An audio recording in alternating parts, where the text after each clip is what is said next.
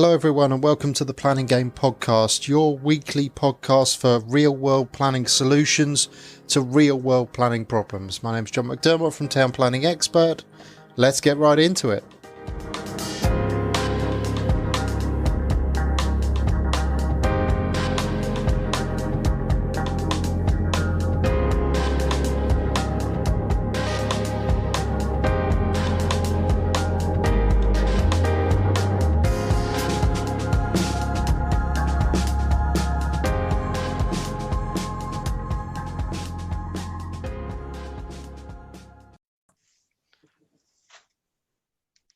Well, joining me today is Guv Panasar. Guv's one of the mentees that I work with on the White Box Property Developer Secrets Program, and he joins me today for a chat about strategy. Welcome, Guv, to the Planning Game. How are you doing? Thank you, John. Yeah, I'm good, thank you. How are you? I'm all right. Surviving. This is the first of the COVID-19 recordings where me and Guv and the rest of the UK are basically incarcerated in our own homes, which makes things rather interesting. It's a brave new world. It is. Right, so we were talking before we sort of start recording, and you wanted to sort of have a wee natter about strategy, because that's something that we've been talking about off and on for the last few months. So yeah, strategy. That's right. Yeah, so basically, John, obviously while joining the PDS course and then joining the masterminders, it's kind of, you get blown with the information. We all get to see, right, in terms of our airspace and PD rights and conversions from commercial properties into office residential and greenbelt space that are on boundaries. And you're like, oh, wow. And all of a sudden, everything you look at seems to be an opportunity. Yeah. But then you don't end up doing much with any of them, because you're trying to be a jack of all trades. You're not a specialist in a few. So I think the purpose of me reaching out to you was, okay, look, I want to be able to streamline my process and strategize into, look, this is what I should try becoming an expert in, and then take it from there. Yeah, so one of my favorite sort of phrases from history really is something that was said by Salvador Dali. Now, Pablo Picasso. Picasso says, learn the rules like a pro, break them like an artist. Okay, the problem is you can't learn the rules like a pro if you're trying to learn every single rule. Yeah, that's impossible. And that's where I sort of take, and the beauty of this is my podcast, so I can say what I bloody well want to.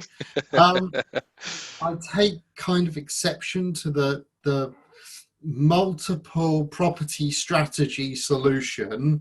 I've done that in a certain way, not to be called libelous or slanderous. I take issue with that, because you can never learn the rules like a pro if you're going for that multiple strategy solution. You can only ever learn the rules like a journeyman, like a jack of all trades. Yeah. So the solution I always start to think about here is, okay, what is going to get me the quickest win? So I pare it down to what I call tortoise and hare. What is going to get me the quickest win? The hare. Is it going to be flips? Is it going to be HMOs? Is it going to be, boring stuff? Something you might hear me refer to as the grind. Stuff you just grind through day in, day out. Boring. Yeah, for me, the planning work is my grind. That's the stuff I do day in, day out. It's not boring. I enjoy my job. But that's my day-to-day. That's what keeps me going and alive. Yeah, and I know you have a full-time employment as well. So that might be seen as your grind. Yeah.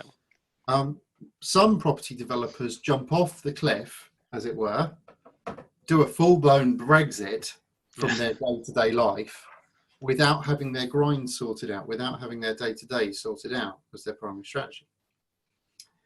The thing you devote your 20% to, so if you think about 80-20 split, the thing you devote your 20% to is the thing you're passionate about, the thing that makes you get up in the morning, that gives you something to drive for and strive for. For me, that's the heritage development that we're doing.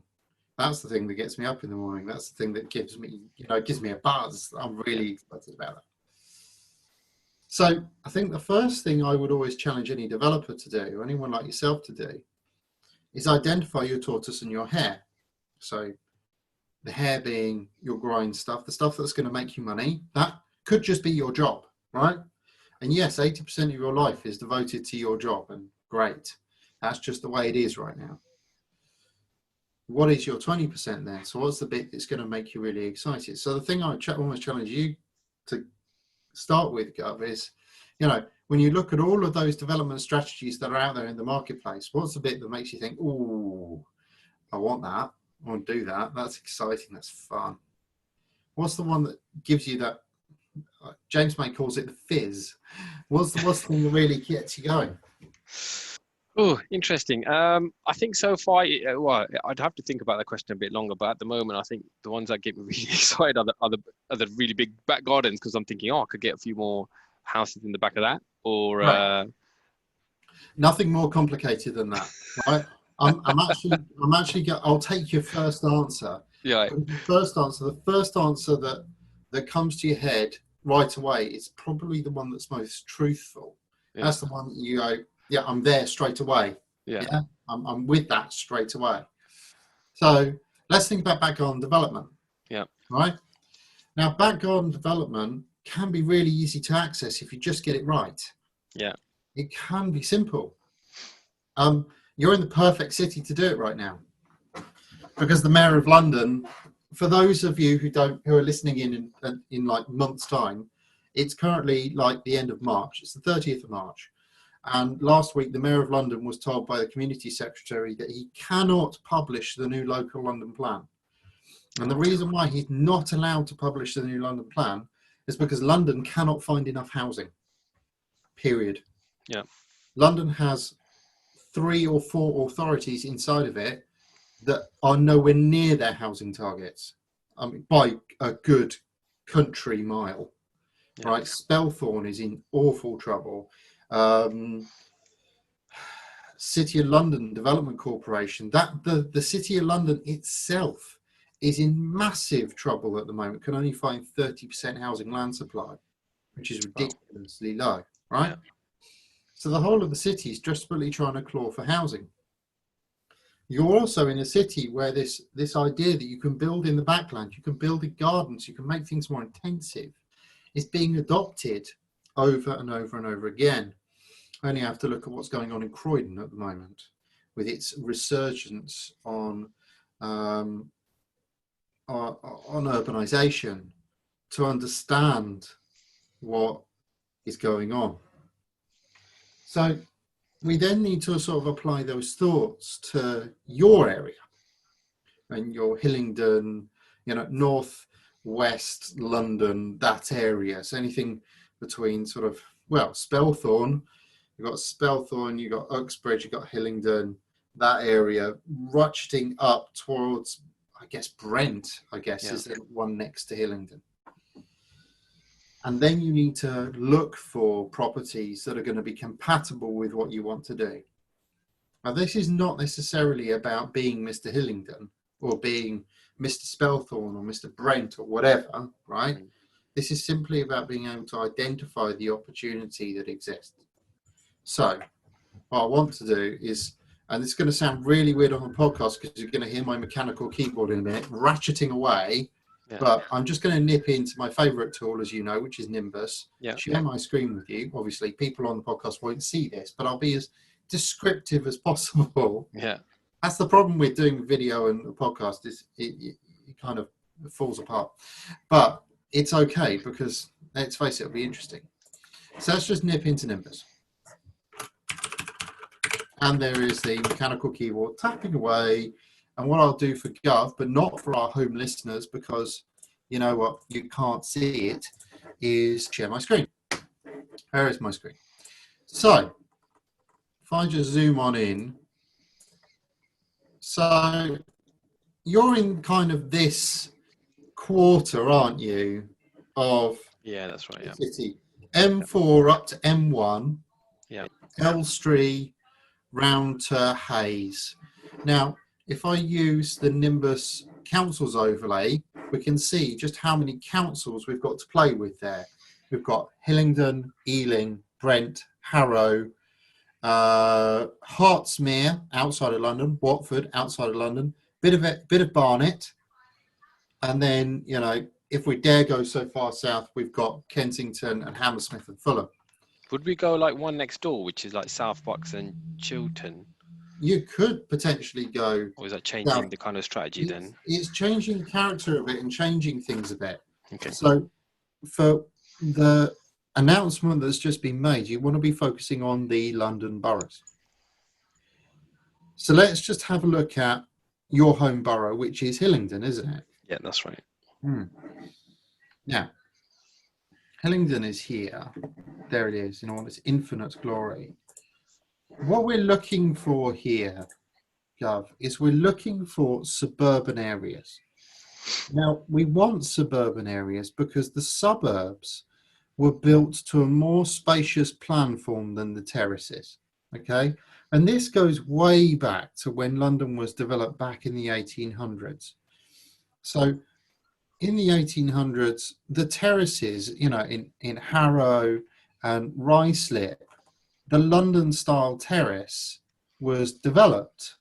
We have very compact houses over multiple stories on their own plots, but on very comparatively small plots. Now, that's not going to help our search for a back garden style development because the gardens are too short, the separation distances are too narrow, and it becomes difficult then to try and feed that in to a model to make things work.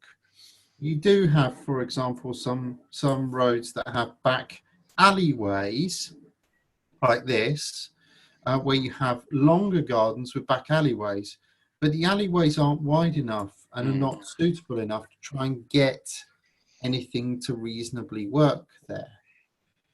Yeah. So then we have to go and look for the 1930s areas. Now, 1930s housing is easy to spot. It is places like West Ruislip and Ickenham, where you have cul-de-sacs, lots and lots of cul-de-sacs. Now, these are good because here you have much more spacious plots with more separation and greater opportunity to try and punch into the backland, okay? And here you would be looking at, for example, let's look at a property such as this. Now, what I'm looking at is an end terrace property that has been grown. So it's a house on a corner that has been grown, and on the opposite corner there is nothing. So let's have a look at the one on the opposite corner. Yeah. So Guv can see what I'm seeing, and unfortunately our home listeners can't. But here we have a property on its own plot. The plot is, I think Guv and I would both agree, massive. Yeah. And if we just make a comparison, we could reasonably fit another house on the land to the side. Yeah. Taking nothing more than the garage.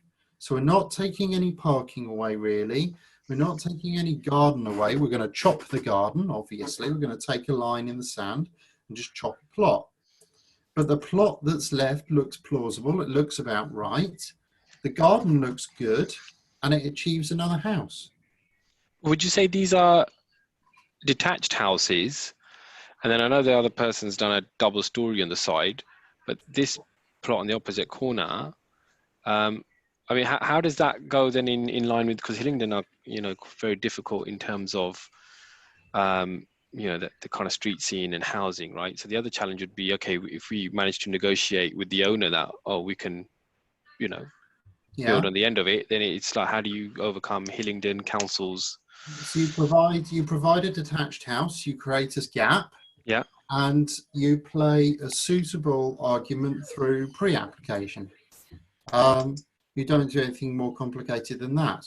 Right. Or you look for character that can support it. So if we go to the south side of the road, here we see another detached house on a much wider plot. Yeah. Here, which could reasonably take another house alongside of it. Yeah. There you go. There's the dog. Adds authenticity. I'm definitely working at home. So it's those kind of things that we're looking for. We're looking for these very odd, sort of oddball style plots that we can start to mess around with and start to chop. Yep. The other thing I'm looking for is I'm looking for obvious breaks in character. So what do I mean by that? I mean areas like, for example, here, where you've got a development that's punched itself into the backland. So here we have this road here. It's called Sovereign Close. And this would have been people's gardens. And what's happened here is Sovereign Close has punched itself into the backland to create a new development of 1, 2, 3, 4, 5, 6, 7, 8, 9, 10, 11 new homes. Yeah? Much smaller plots, completely out of character, completely wrong. But that is the breaking character that you want to see. Let's get rid of that one. That's the, thank you very much for doing that, Nicholas.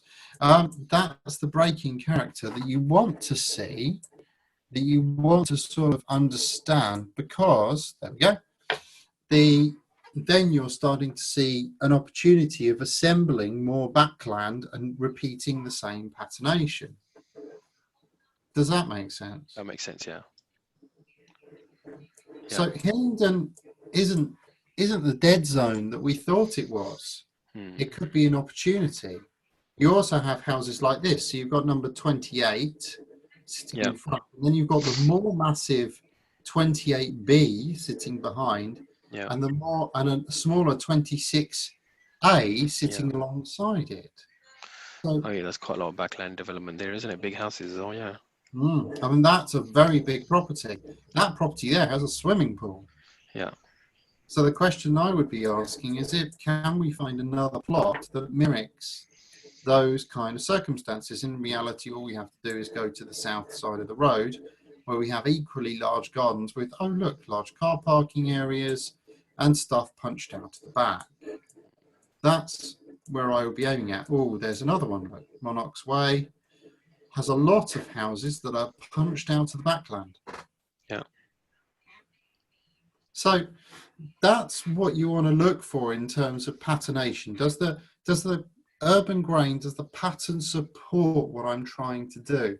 If the answer is yes to that, then great. If the answer is no to that, then we start to struggle a little bit.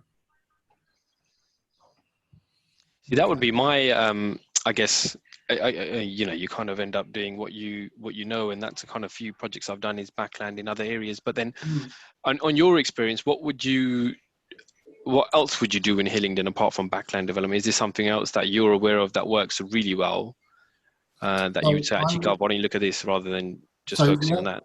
The other thing I'll do in Hillingdon, because we know Hillingdon is quite a tough authority on planning applications, is I would aim myself at permitted development, compatible development. So especially now, they say that it's not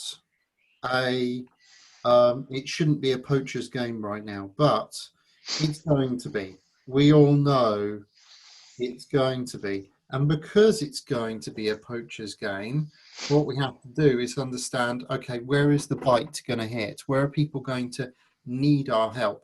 And that is how you must think about it. You're not a poacher, you're a helper. You're here to help people who are are now going to start to feel a pinch. So let's look at, for example, Ruislip High Street here. So what I would be doing here, Guv, is I would be looking to utilise every permitted development right I had for example, one of these shops. So I am particularly looking for any of this type of thing. So what I'm showing Guv is a shop with uppers, yeah? Specifically with a decent amount of space above it, because I know I've got a permitted development right immediately wherever that is in England. I've got my Class G permitted development right. I can get 2 flats out of any space above a shop. So that shop that says to let there, if that shop comes with the upper floors, those upper floors are tall enough to take 2 dwellings, the roof is high enough, I just have to put some Veluxes in. Yeah. Then I've got a development opportunity that avoids planning quite significantly. All you're doing is asking planning permission for Velux windows. And right now, with retail the way it is, and with every retailer, apart from the essential services, being told, no, you must close, yeah, everything is now starting to get squeezed down, and everything is starting to get pinched quite significantly. And they are saying this is going to last a while. So I would be saying, look, any of these shops that have these uppers and banks that keep up here, that bank, because of FCA rules, will have the floor above and the floor above.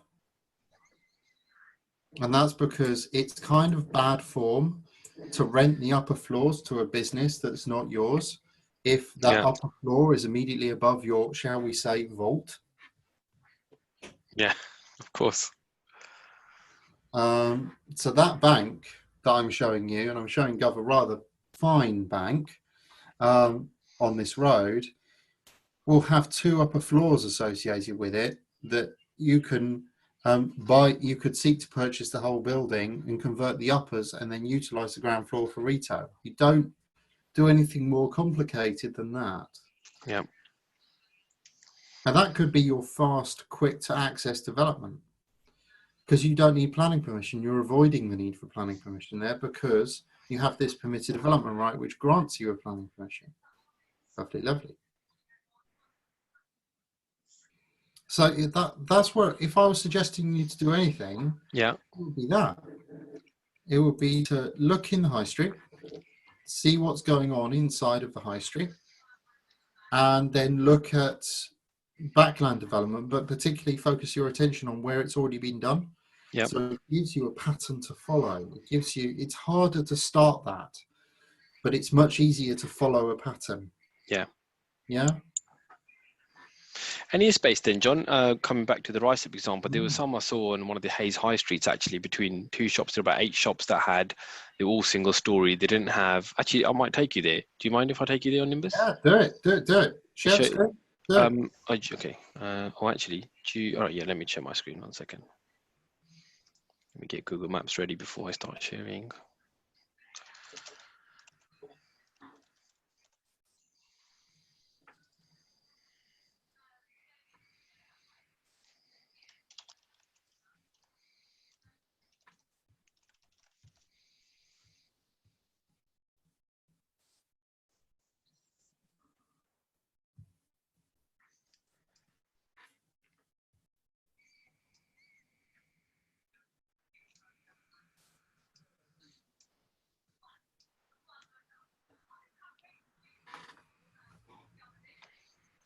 There you go. Right. Let me now share my screen because I have share screen.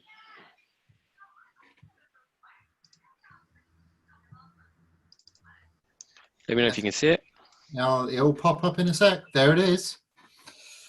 Right. So I saw this, which is, you can see McDonald's comes to an end here with this probably delivery entrance to the back of them. Yeah. So from here all the way till that shop over here, you can see it's all single story, right? Yeah.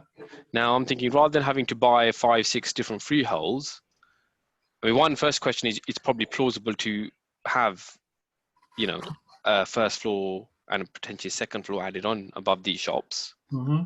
But how do you go about just negotiating this space, which is the airspace above on first floor, without having to actually, buy any of this retail space? Or is that the only way of doing it? So there are a number of different ways you can do it. The way I've seen it done most effectively is that you do need to secure a long lease, 999-year lease option over the roofs of each one of those shops. Okay, it's done as a leasehold interest rather than a freehold interest because it's difficult to buy air. Whereas it's relatively easier for a solicitor to negotiate a long lease for you with the right to build on the roof. okay, because you're effectively doing that. The big thing you have to think about when it comes to dealing with airspace above active shops is the disturbance issue to the shop that's immediately below. So you have a 3 or 4 different shop units here, and they might all have very different operational characteristics, and they might have different sensitivities to dust or odor or fumes. Oh yeah. You end up having to pick a design solution, a building solution that is more compatible with the development that's immediately below it. Okay, it is most definitely possible. You need a decent structural survey on each one of those buildings to make sure you know exactly where the structural loading points are, because they won't have been designed. They're single story. They won't have been designed to take another floor yet. So you need to know where their structure is, and you need to know what loading characteristics are on that structure. So a decent engineer will help you there. But really, your first starting point is the option to buy a lease, and the option to buy a lease subject to planning that allows you to build additional floors on top. Now, this happens all the time up and down the country, so it should be bread and butter stuff for any decent solicitor. Okay. It's all just going to come down to those existing occupiers and them allowing you to do it. Got it. Does that make sense? Yeah, that makes sense. Yeah. In terms of your next door neighbours, I'm not so worried about them. McDonald's has a blank wall facing you, and then if you spin the other way, that's a nice long wall on the side, and the first floor, it's got a couple of windows there, but as long as you step away from them, you should be fine. The height characteristics you've got spot on. 3 stories in an area of mixed height, ranging from, I think you've got a 7-story building in the far distance, 3 stories at your nearest. Yeah. So that kind of works very nicely indeed. That's where I would be aiming at. Brilliant. Cool. Okay. Marvelous. Good. So I think we've covered quite a bit. Hammered quite a bit again. And the problem is I've given you 3 options. So what I would challenge you to do, and what I challenge any developer to do, is pare those down. Pick 2. Pick the one you're going to hit fast and the one you're going to hit slow, and have those as 2 clear drivers forward, especially now where we're all on effectively slow time. Now is the time to deal with slow time. Yeah. From that, I would be focusing my attention on how the borough is reacting to such things. So you can search through Hillingdon's records and see how they're finding it. You should find some approvals for backland development. We can see them. That's the beauty of it. So you should be able to find them, find out when they're approved, and copy the nuts out of them. Absolutely utilize all that justification that the council have already had to do for you to justify it again. Once you're there, you should be in a good place. Brilliant. Now, it's not as if we don't have time to do it. yeah, exactly.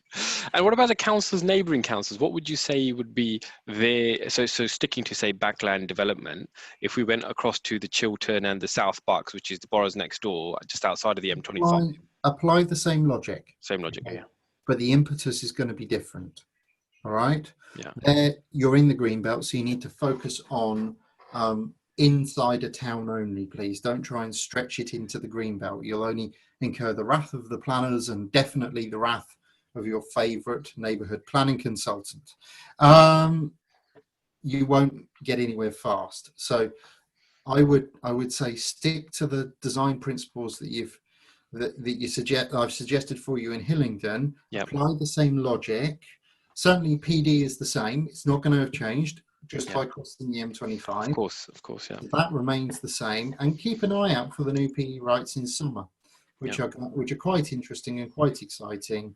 I've seen sort of early indications of what they are. We all have, but keep an eye out for them. And as things gather pace, have a look at the TPX website, because we are going to be publishing as soon as we hear that they're gathering pace and gathering focus Because the other one that started to excite me was when we attended one of your the land planning 3-day workshop with you, was the PD rights on the office conversions as well. Office to resi. They're Yeah. universal pretty much, Yeah. with the exception of whether or not the council has taken the right away. Yeah. The issue you face there is competition still. Yeah. So there is still massive competition for office to resi type conversion schemes. So I would be saying to you, look, you need to maybe focus some attention on boroughs that haven't had significant influx of that yet. Yeah. And the problem is South Bucks is so damn close to the London border, that's going to be pretty tied to just small offices, and even then the values are going to be massive. Yeah. Focus my attention elsewhere, I think. Cool. Look at something that hasn't been done. Sure. Cheers, John. Thanks for that. Not a problem at all. Thank you very much for joining me. That's absolutely fantastic. Next time on Planning Game, I have no idea who I'm talking to, so that's fine. All good, but I will catch you guys next time. Thank you very much for joining me.